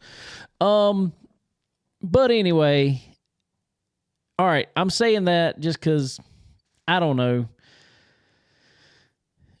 it just seemed like it was Denny's to win. It did seem like they just didn't get it right. It's just, it didn't sit right with me. Now, let me say this to you. Kyle Larson won the race, didn't win the race, won championship. Kyle Larson wins it. So I would have never guessed this because it hadn't really been talked about. If you base the points off of what they pay with the stages, everything, all that good stuff, if you applied that to the entire year, even through the playoffs, who do you think won the championship? There. Who do I think? Hamlin? Kyle Larson. Oh, really? Okay. So okay. If you take it back to the chase format where they first went to, ran 26 races, then 10 races, who you think would have won that format? Larson? Kyle Larson. So, in looking at that, Kyle Larson was probably the most deserving champion. There was just nobody. Denny won the most races of the year. Denny won the most races. And I guess that's the way we look at it now because there was such an emphasis put on winning that now we look at it as like, okay, whoever wins the most races, man, they should be the champion. Just because the way that the point structure and everything is set up now. So I'm not mad that Kyle Larson won because he's my guy. He's my guy. And I like it. It just, I don't know. There's just something about this, the way it went down just don't sit right. You know what I mean? Do you see the points being changed for this year? Yes, they're done. They're done with a single race. NASCAR still says it's tossed around as either going to be a playoff system, but it's going to be 3 races, three race first round, 3 race second round, and 4 race final round. Lucas Oil. All right. Lucas Oil. Or it could go back to the chase format. I don't like that at all. I don't mind that. I don't mind that at all. Personally, the chase format was 26 races, and then you set and then just 10 straight races. Did I hear right? I watched little spiffets what's the Brett Griffin? Was that door bumper clear, whatever Door it is? bumper clear, yeah. Uh-huh. He's not on there anymore, but yeah. Oh, what's he on now with Brett, Baldwin and? Brett didn't. No, you're talking about Freddie. Freddie Kraft. Oh, that's who that is. Okay, that's Freddie Kraft. But they look alike. They kind of do. Kind of do. Yeah. So it's Freddie Kraft. Okay. Did I hear right? What, like a week or so ago, he said that the NASCAR told the spotters they're not allowed to talk about points Yes. during the race. Yes. Okay, now Dave, here, I got a problem with this. I got a problem with this. Okay, if you're a quarterback, I thought about this too, Dave. I want to ask you this: if you're a quarterback and you are down by 2 points, and you got to go 20 yards for a field goal, you know what's going on, right? You know. Okay, before you go into this too far, it was said they couldn't talk about anybody else's points. They could talk about their own as much as they wanted. All right, we need 2 spots. We need whatever.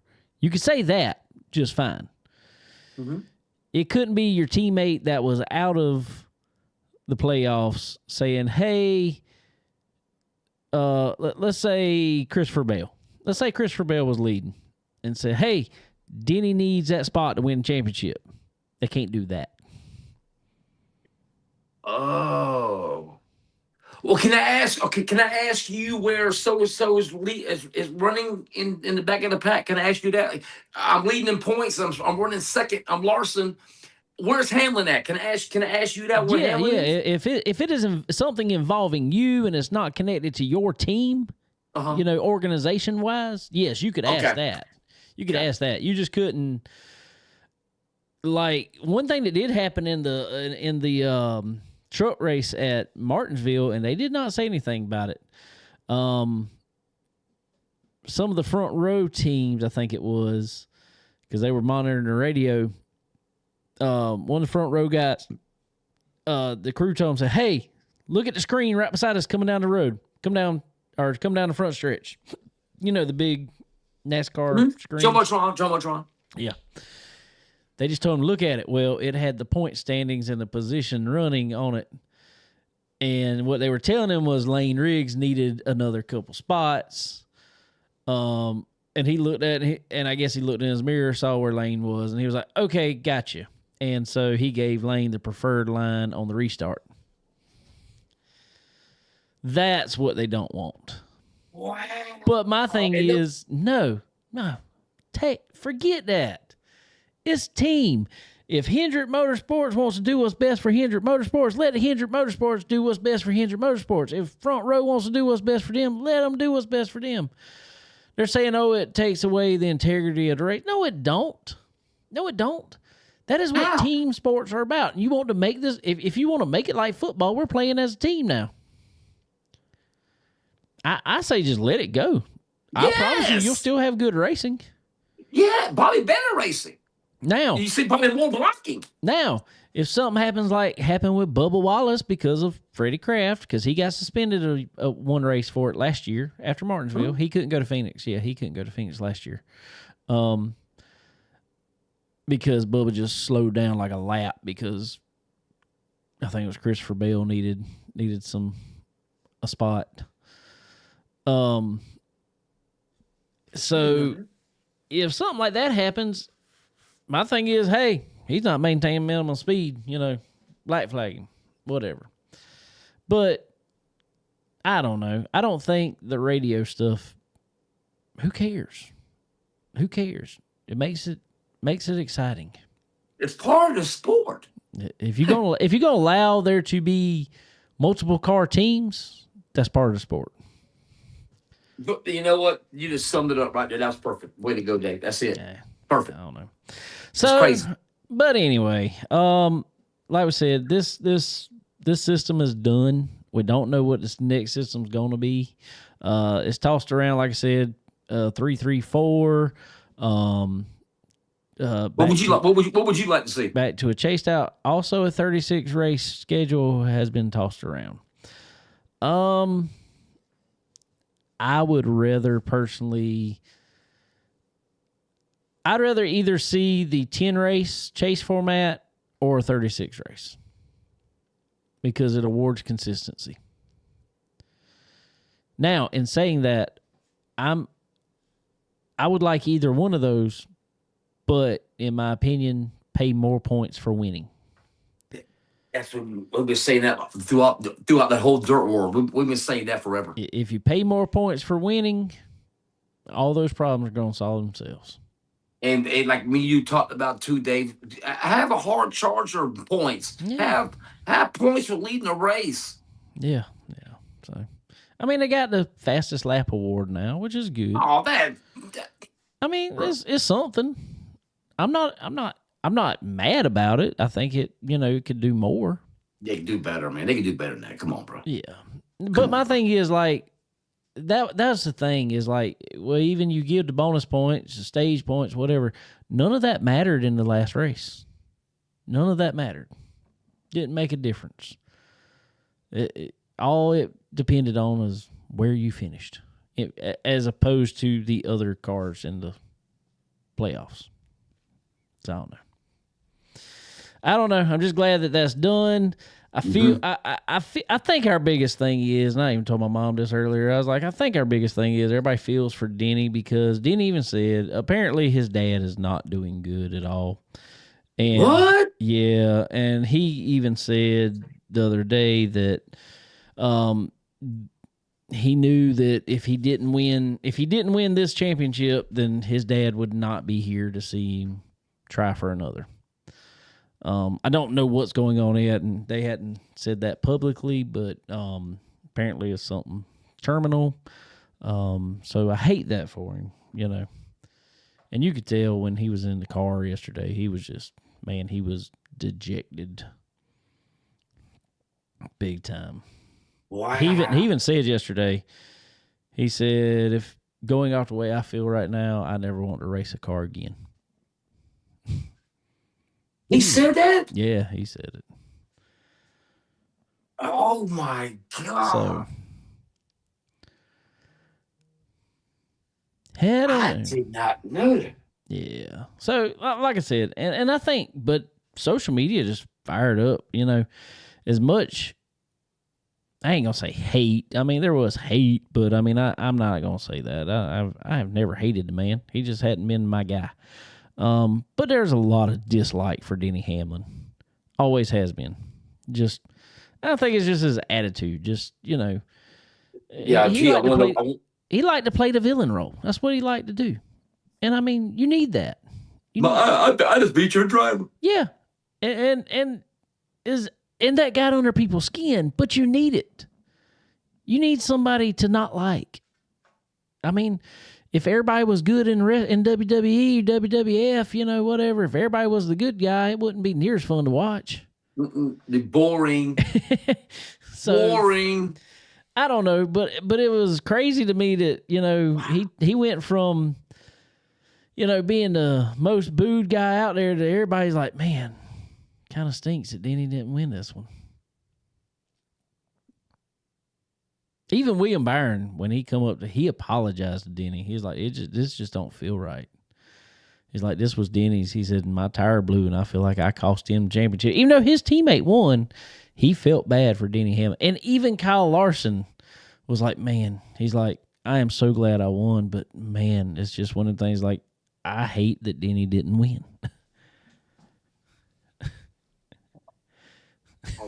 It's a weird.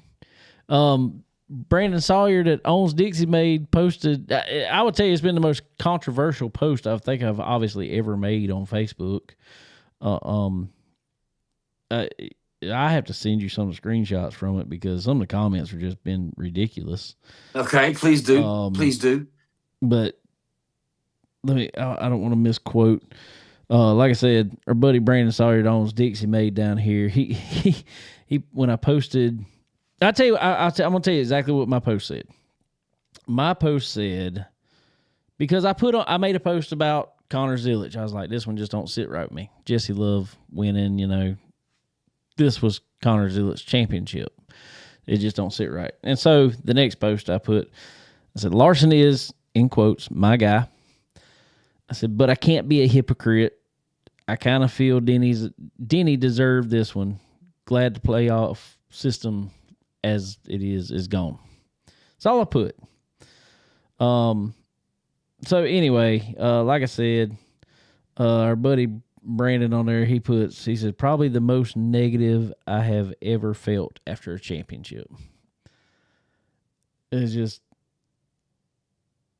I don't know. I mean, it's one of them deals. It's just like, man, I don't know. And I can tell you now, Brandon's not a Denny Hamlin fan. I mean, it's just. But I do think, and I will say this, knowing the system that you're going in, everybody knew what they were going to race for. Everybody knew. I think the four tire call on Denny Hamlin on that last pit stop was the wrong call. I think they should have put 2 tires on. When Kyle Larson pitted early in pit road, he still had another, 45 seconds to a minute to get down at pit road speed. No, not that long. Probably a good 20 seconds at least to get from Kyle's pit box all the way down to Denny's pit box. It was a long time. It seems like forever. It was enough time. All those guys are monitoring radios. All spotters are telling them what other ones are doing, all that. When they saw Kyle take 2 tires, I'd have had to take 2 tires. I would have had to. So I personally think the 4 tire call was what really ultimately killed his championship. But I don't know. It's just weird. Somebody made a comment on there. They were like, well, there was a season that Jeff Gordon won 10 races, but Terry Labonte won 2, and he won the championship. I said, yep, but the difference is that was a 36-race season, and Terry Labonte was constantly in the top 5. Mr. Consistency. He was. Bill Elliott won 13. Yep. Matt Kenseth won. And I was there for him to win that one. Was that Rockingham? It was. Was that the year him and Casey Kane was right there coming for the? I was on the backstretch. Were you? I was there. I was sitting in turn 1. You was in turn, so you saw it. Yep. Carl Long flipped. Yep. First time I ever seen a car flip at Rockingham. Yep. Right in front of us on the backstretch. Yep. I was there. Robert Struber said I could have never pitted in that situation. Or what did he say? I could have never pitted at that point.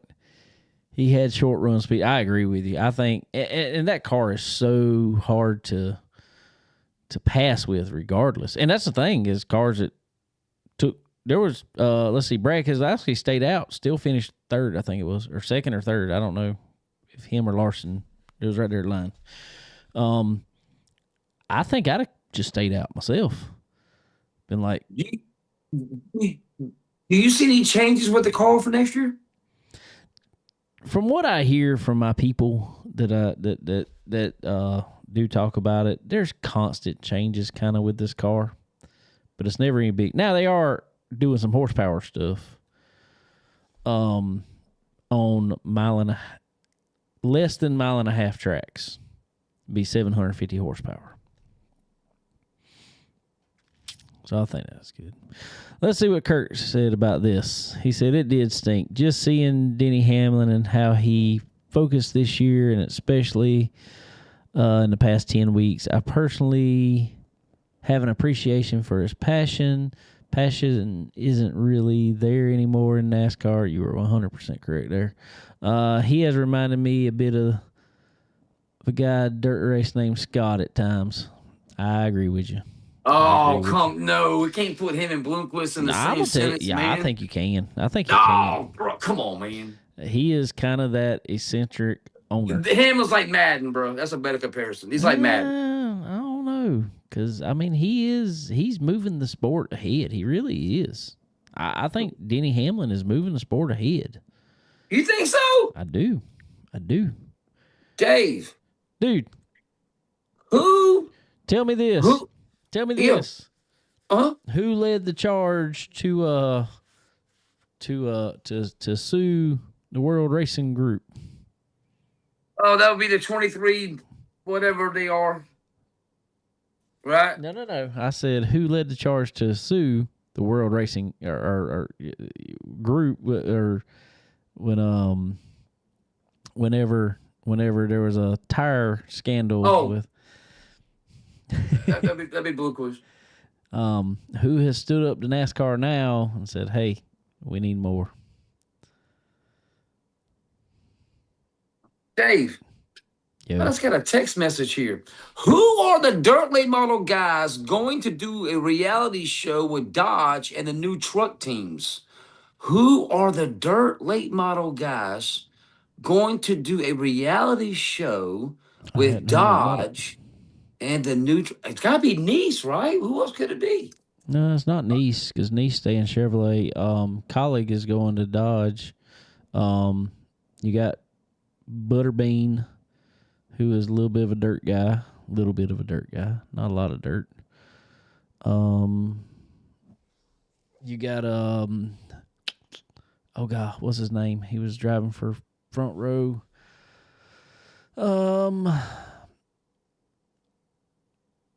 Jeez. He's going. I watched him win a modified race at Lakeview one time. Justin Haley. Justin Haley. He's going to Was Dodge. there that night? You was there. Budeman was there. I was there. Yep, I was there. Wow, cool. That was Cool. the night. That was that night that Sharp Mini late model launched off of turn 3. Straight off. to the woods. Yep. Flipped about 3 times, end over end. That dude comes.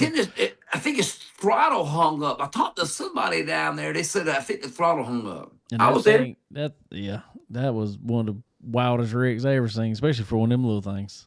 You ain't lying. Bro. I didn't know they could launch that far. What Robert say here? It seems Denny is the only one that wants to try and be a leader, and that no one else wants to be. Yeah, 100%, 100%. There is no leader in the garage. Denny is the only one that is kind of being that guy right now. So he's the mayor now. He's Jeff Burton. He's the mayor. Kind of. He is kind of, but I mean, what's so different about it though? Before you get there, what's so different about it is, back in that day, there was Jeff Burton, there was Dale Earnhardt, that they could go and talk to NASCAR and get stuff done. Now nobody can talk to NASCAR. Now you got to sue NASCAR to get anything, for anybody to listen to you.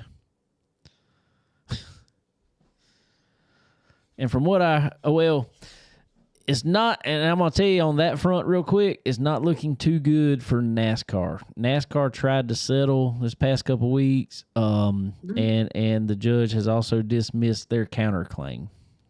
No. Yeah. So NASCAR's they gonna lose this thing, bro? Yeah. They're either going to settle before court, which is what they're trying to do. They are literally, I mean, it is public that they are trying to settle before court. But if it makes it to court, then they have no counter. They just have to defend what they're wanting. So, sounds like NASCAR knows they're in a hole that they about to not be able to dig out of. Oh my God. But anyway, go ahead, sir. Go ahead. I figured the mayor. Wouldn't Keselowski be over Hamlin? Keselowski don't really do all that. He didn't want anything to do with the lawsuit. Nothing like that. So he's on the mayor of the garage. Nah. He's kind of... He is just...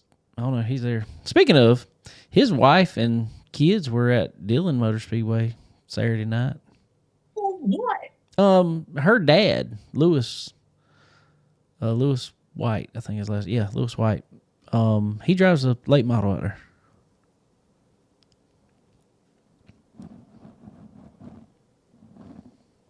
What number is he? 7. He caused 2 wrecks the other night. Caused that big wreck I said, then spun somebody else out down the straightaway. The one on the backstretch? The one on the backstretch he caused? No, that was around the front coming out of 4. Yeah, he caused that one. The big one where they broke the wall. Oh my God. Wow. How long has he been racing? This is her father. Yeah. He's been racing a long time. He's got a fast car too. Fast. Really? Car. Oh yeah. Did not know that. Yeah. Did not know that. Wow. Okay. I was sitting there, I was like, wow, so you going from Dillon on Saturday night and flying out to Phoenix. She flew out to, her and the kids flew out to Phoenix, was there on Sunday. Can you imagine that, bro? That is wild. That is wild. Did not know that. Number 7, Robert Lewis said he White. heard no spotter. You heard no spotter the whole race, Robert? No, that ain't no good. That's no fun. That's no fun. Oh, he heard that it was no spotter. He had no spotter, I guess. Oh, he had no spotter. Oh, that wouldn't surprise me either. Dang, that's crazy. I did not know that. Would not surprise me. Anyway. So, I guess we'll have another episode next week. We'll be talking about some world final stuff there with Racing Jason. But we're kind of winding down for the season, Bro. It'll be a short. It'll be a short off season though. It'll be a short off season. I'm looking for some announcements to come out. PRI. I'm looking for schedules. I'm looking for new tracks. Well, actually, new old tracks on a certain national series coming. I'm looking for some guys to join a series for the first time ever. Yeah, I'm looking for like 3 announcements coming up. I got you. Yeah. I feel like there's a lot going. There's a lot about to happen over this off season though, which I mean we'll still be talking about a good bit. Like I said, you got all that, then you got the whole court battle going on in NASCAR. So I feel like there's going to be a lot to talk about, a lot to digest, and I think there's still some moving pieces on the asphalt side. And Kurt said, I think you guys should do a show at the Dome Live. I'd love to do a show at the Dome Live. I'd love to. If anybody wants to sponsor some flight tickets out there, we might can make something. You are not lying, man. You have to have spend the week at the Dome, Dave. You need an oil well. I'm telling you. Was it $60 a day, Dave? There's no weekend thing. It's $60 a day. Well, I think we can handle that. I think we can handle that. But my T-shirt money, bro. Come on, man. You go take my T-shirt money away? I'm not going to take your T-shirt money. I'm saying I think we can get that part handled. I can get the pass part handled. It's just the travel part stinks. Oh, you can get us. Okay. I think I can make some. I know a guy. That can.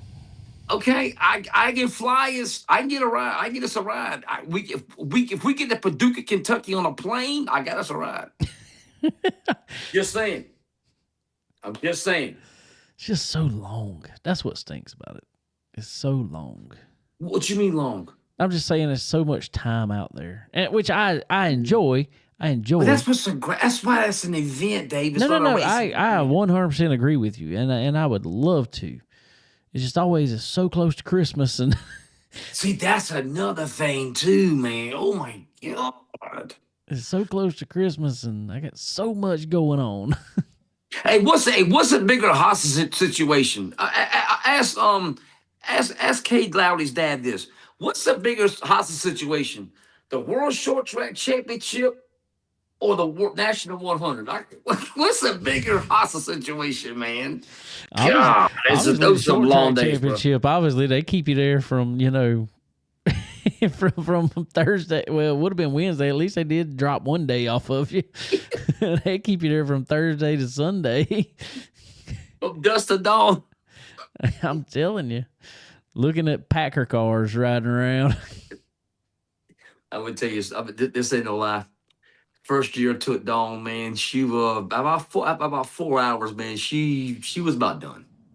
We spent the night the next day. She had to go to the car. She did a break. She went to the car about an hour. I don't blame her. I don't blame her one bit. The first time I went to it, we ended up walking around there forever, and I was new to the podcast and stuff. and I was like, I want to get as much content as I can, get all this that I can.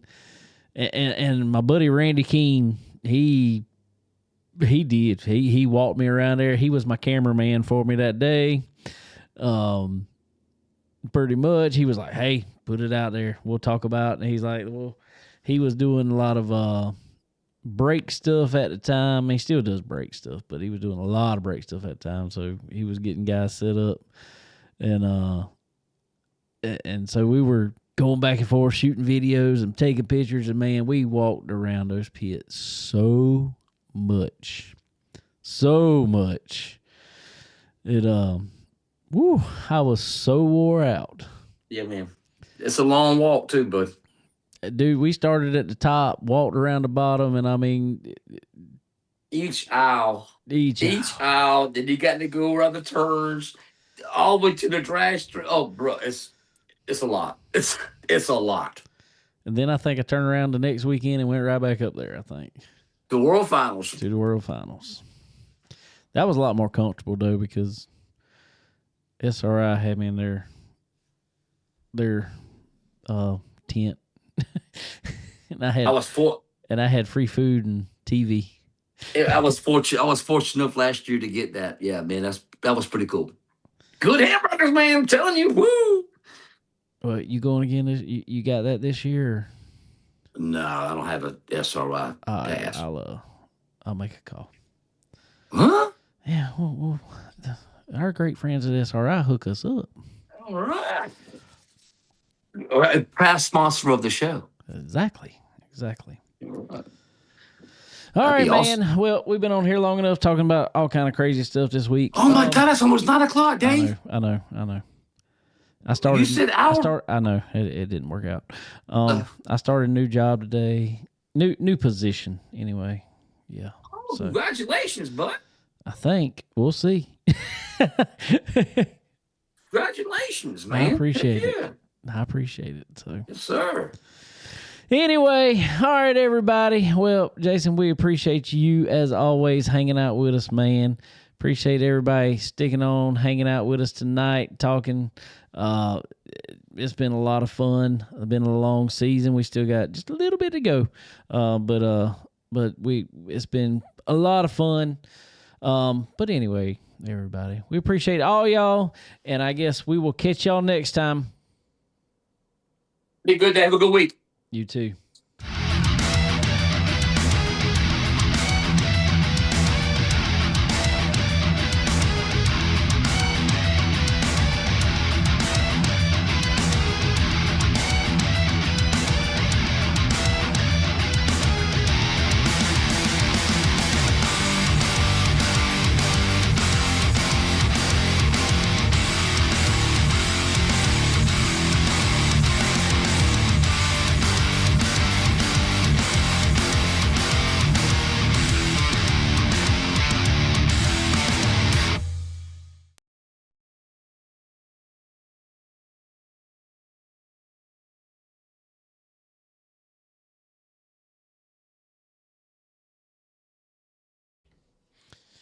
Alrighty, everybody.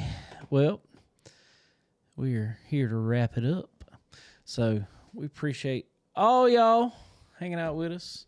And how about a shirt I got? Martin. Throwback. Martin. 6 car. Pretty cool. Anyway, guys. It's been fun. Been a Monday. So y'all go have a good one. Y'all have a good week, and we will definitely talk with y'all. I'm looking for my button here. Where'd it go? Where'd my button go? There it is. All right. Y'all have a good one.